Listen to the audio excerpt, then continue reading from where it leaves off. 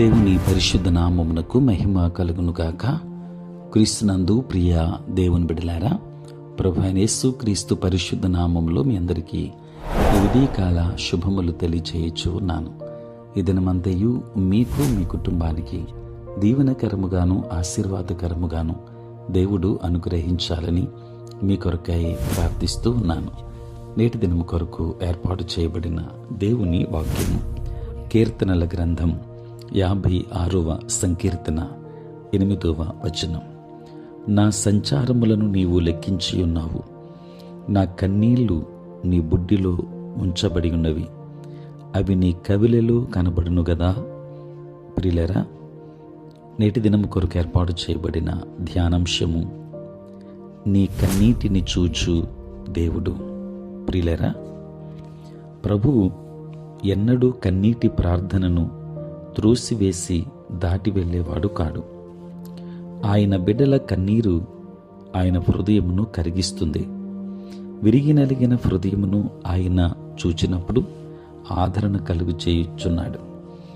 ఆయన తానే తన బంగారు హస్తముతో మీ కన్నీటి యావత్తును తుడిచివేస్తున్నాడు.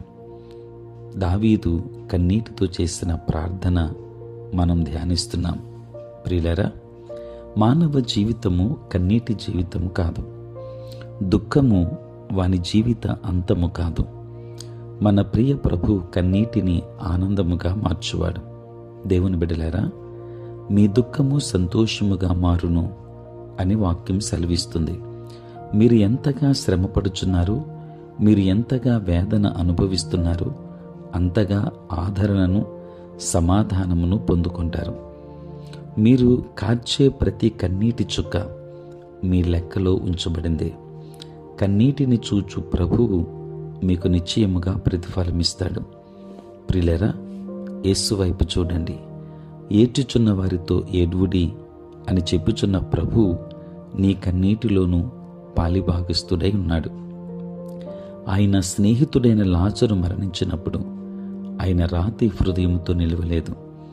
ఆత్మలో కలవరము చెందును, కన్నీరు కార్చెను. ఆ కన్నీటి చుక్కలు లాజరును బ్రతికింపచేసెను.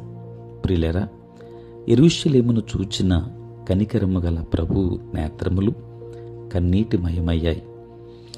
ఆయన ఆ పట్టణమునకు సమీపించినప్పుడు దానిని చూచి దాని విషయమై ఏడ్చి, నీవును ఈ నీ దినమందైనను సమాధాన సంబంధమైన సంగతులను తెలిసికొనిన యెడల నీకెంతో మేలు, కానీ ఇప్పుడవి నీ కన్నులకు మరుగు చేయబడి ఉన్నవి. లూకాసు వార్త 19వ అధ్యాయం 41-42 వచనాలు. ప్రియులారా, యేసును చూడండి. ఆయన దుఃఖముతో నిండి ఉన్నాడు. ఆయన తృణీకరింపబడిన వాడాయాడు. ఆయన మన రోగము కొరకు, ఆయన మన కొరకు నలుగు కొట్టబడ్డాడు. ఆయన నేత్రములు కన్నీటితో చెమ్మగిల్లిన పావురము యొక్క నేత్రములు, మన కొరకు జాలిపడు నేత్రాలు. ఆయన మీ కన్నీటిని చూచి కనికరింపకుండా ఉంటాడా? దేవుని బిడ్డలారా, మీ నిట్టూర్పును అశ్రద్ధ చేసి దాటి వెళ్ళేవాడు కాడు. ఆనాడు హాగరు ఏడ్చింది. తన కుమారుని మరణము చూచుటకు ఇష్టపడక కొంత దూరము వెళ్ళి కన్నీటితో ప్రార్థించగా ప్రభు తన దూతను పంపించాడు, నీటి మడుగును చూపించాడు. ఆదికాండం 21వ అధ్యాయం 16వ వచనములో చూస్తాం. ప్రియులరా, విడువబడిన హాగరు ప్రభు ఎన్నటికీ నీ కన్నీటిని తుడిచివేయవాడు కాదు. నీ కన్నీటి ప్రార్థనకు జవాబు కలదు. పరిశుద్ధ గ్రంథం 2వ రాజుల గ్రంథం 20వ అధ్యాయం 5వ వచనంలో, నీవు కన్నీళ్లు విడుచుట చూచితిని, నీ ప్రార్థనని అంగీకరించి ఉన్నాను, నేను నిన్ను బాగు చేసేదను అని వ్రాయబడింది. దేవుని బిడ్డలారా, ప్రభు నీ కన్నీటిని చూచేవాడు, నీ దుఃఖాన్ని సంతోషముగా మార్చేవాడు.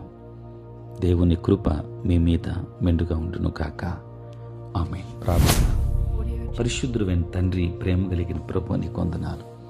రాత్రంతయు కాపాడారు నాయన. ఉదయం లేచి మేము స్తుతించే భాగ్యం ఇచ్చినందుకు నీ స్తోత్రాలు. ఈ దినమంతా కూడా మీ సన్నిధి మాతో ఉంచండి. మీ ప్రసన్నత మాకు దయచేయండి.